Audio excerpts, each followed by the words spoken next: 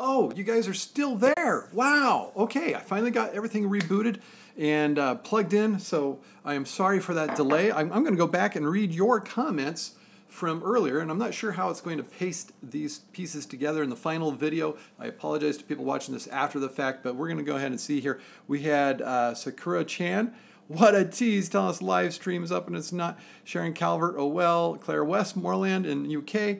Has the stream started? I don't see a vid. Rose Dawson, it's offline. Sakura-chan, he may be fixing it. That's right, Sakura, you are the one that knows what's going on because I was fixing it.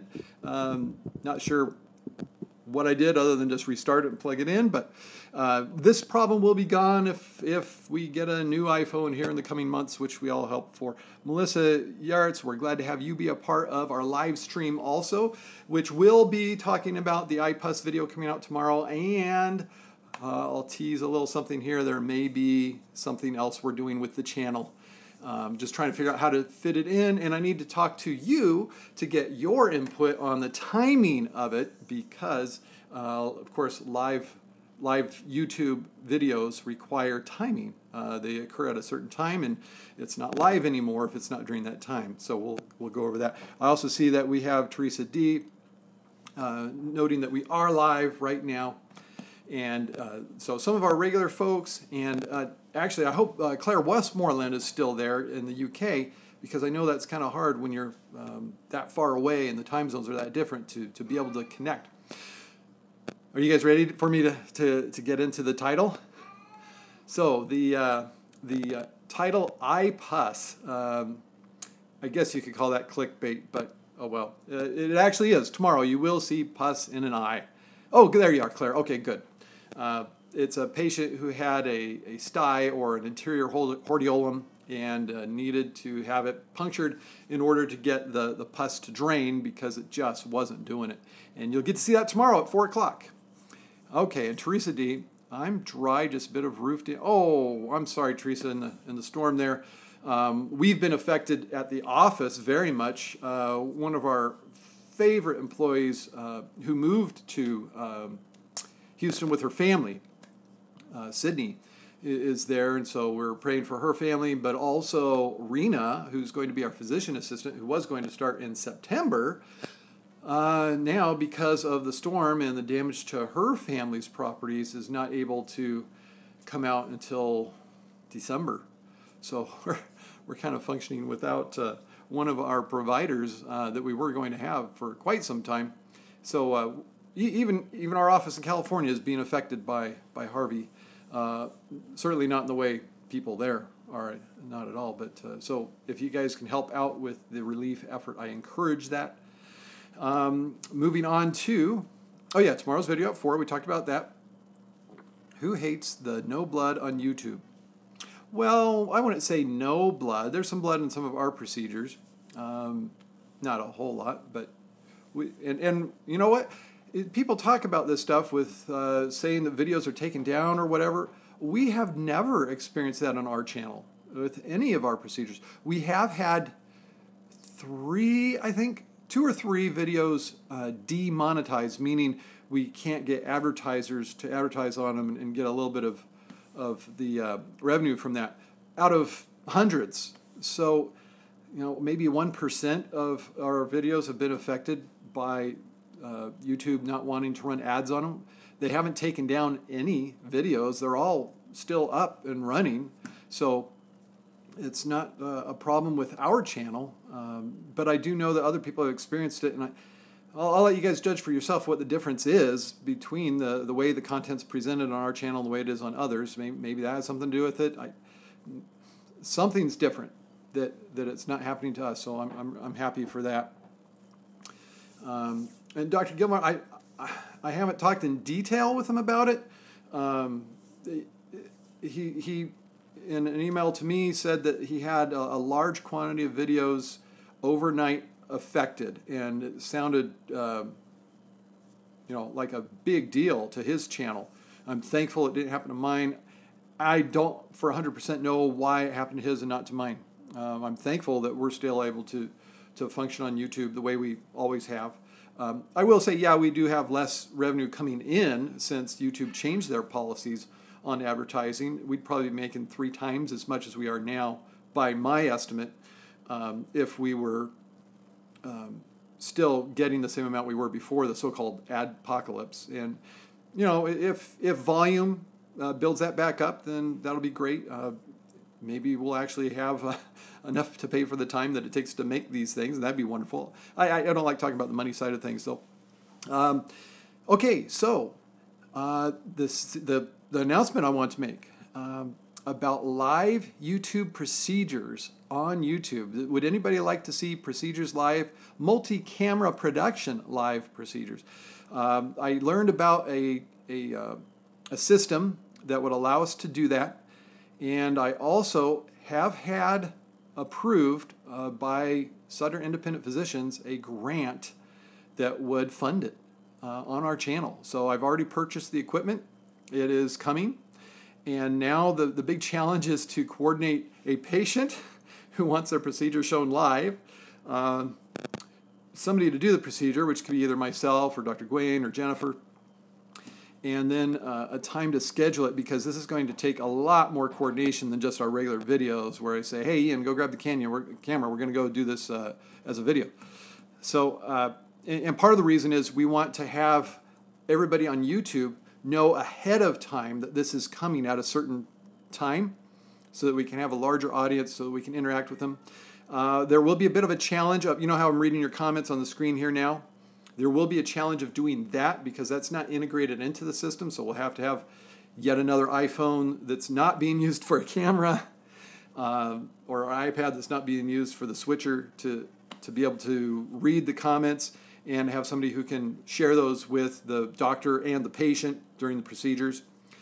We currently put our videos out live on Tuesdays and Fridays at 4. Friday afternoons, that's out because the office vacates at that time, so we wouldn't be able to do procedures live then. And also, Tuesdays, I'm actually scheduled with a full load of patients currently, so that's why that would be a difficult time to do it. And these would actually take the place of one of our regular twice weekly videos. We just don't have the production capacity to add the video on top of our other 2 videos we put out weekly. So, and I don't want to lose those times. I feel like that's very important to have regular times for you to be able to know when a new video is coming out, as you've been able to count on for this last 20 months that we've been doing this.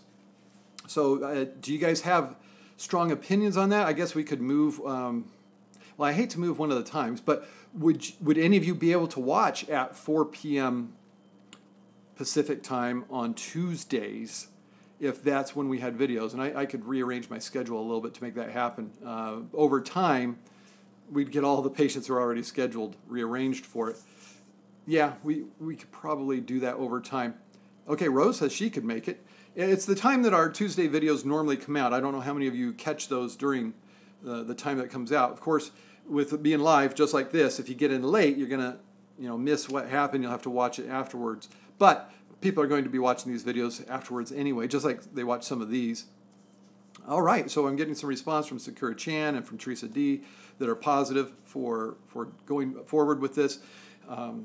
Thinking a little bit on my head what this is going to require for scheduling at work. Actually, 4 o'clock isn't that bad the way our schedule works. So I just need to kind of go in and start putting some buffer in a little bit before, figure out how I'm going to set up the system. It'd really work better if I could have one of the other doctors doing it, and then I would just be a camera person and a director. I'd really rather do it that way. Oh, speaking of other doctors doing procedures, Dr. Gwain did one this week, and actually it's a dilated pore of Weiner, 3 of them in one patient. So that's up for upcoming videos, and I can tell you about our other upcoming videos too.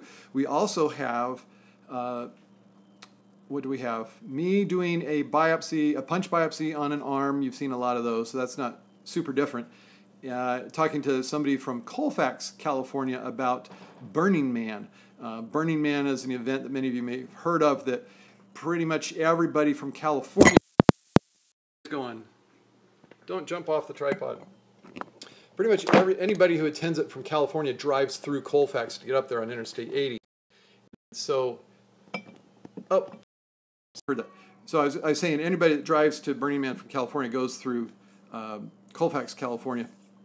And so they see these vehicles, these art vehicles, and he said that because of what they see driving through up and driving through back and the vehicles and the breakdowns, because these things aren't made for prime optimization of the engine of the car, it's more for art.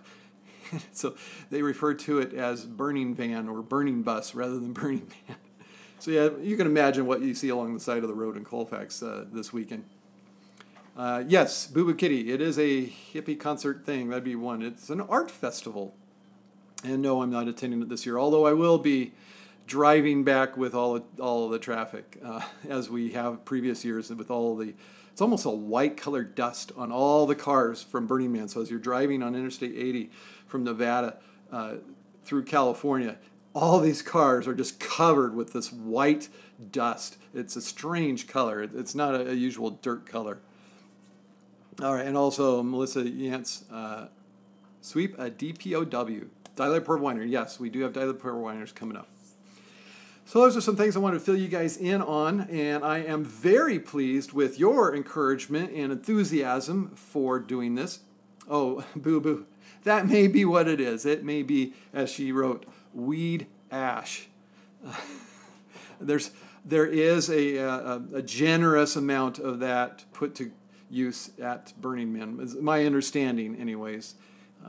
We haven't been able to smell it all the way from Tahoe on that weekend, but probably just close to it. Rose, I was thinking the same thing. Claire Westmoreland, what topics would you be covering in the live stream procedures? It would be the same thing as we do now on the procedure videos, on the pre-recorded procedure videos. So whatever procedures we happen to have, of course, tomorrow we're having that stye drainage. And it might be a little hard to have those pre-programmed as live videos, although we may still be able to do it, because that was the sort of thing that came in, and this is tomorrow's video, came in, and as I was examining it, deciding the time to treat this is now, not schedule it for a week from now, because it goes rather quickly. You can see that in the video that this was really just, I went in and saw the patient, determined what needed to be done, told Ian, hey, grab the camera, went back to that room. It wasn't our usual room we do procedures in. It was just a regular exam room. I mean, not the video. It was a non-video room.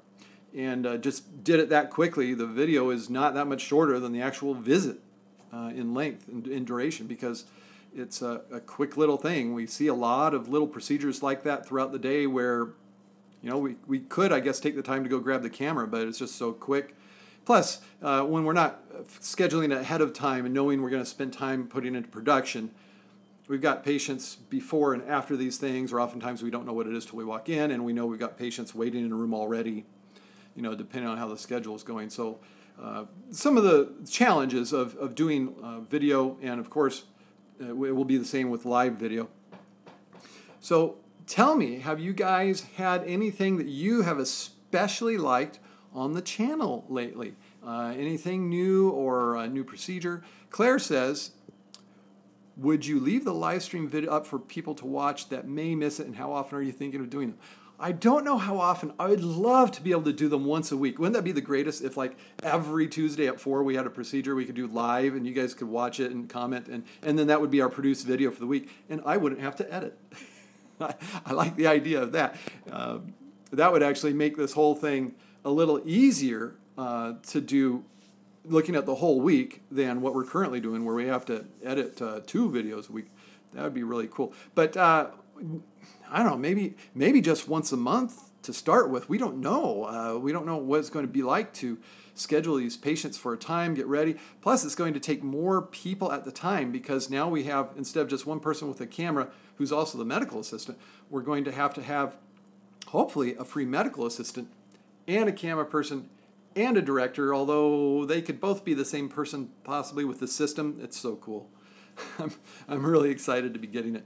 And I have to, again, give thanks to Sutter Independent Physicians for making this possible.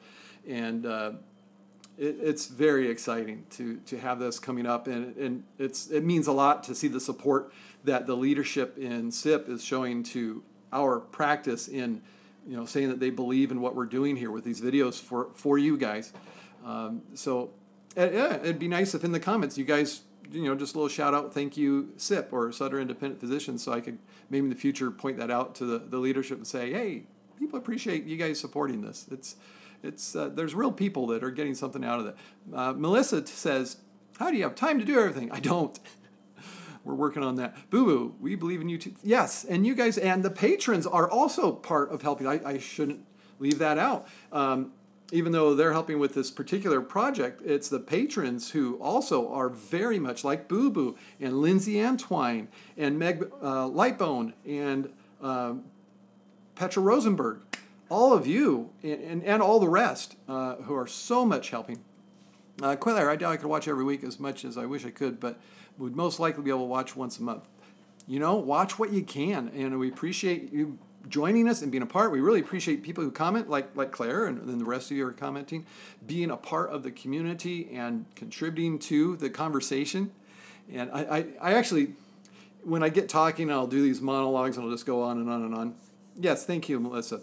And in the comments, too, so they'll be able to come back later and read it. I actually like it when you guys have your own little conversations amongst yourselves. Talk amongst yourselves. It's like coffee clutch. It's because we're creating community. So it's kind of cool. Thank you so much, everybody. I'm going to turn off now, but look forward to these coming things. The equipment is coming in the next week or so, and I'll be playing with that to learn how to use it correctly and trying to figure out how to schedule for live video. And certainly tomorrow is the eye pus or hordeolum or stye drainage, and then we'll work with some kind of a biopsy. And coming up, a triple dilated pore of Weiner by Dr. Gawain, possibly as early as next week. I'm actually going to go start editing on some of these things. Oh, and we still have some Dr. Paul videos we haven't edited yet, so that'll be fun both on our channel and on his channel. Until next time, Dr. Mark Vaughan, love all you guys. Thank you so much. Stay in good health.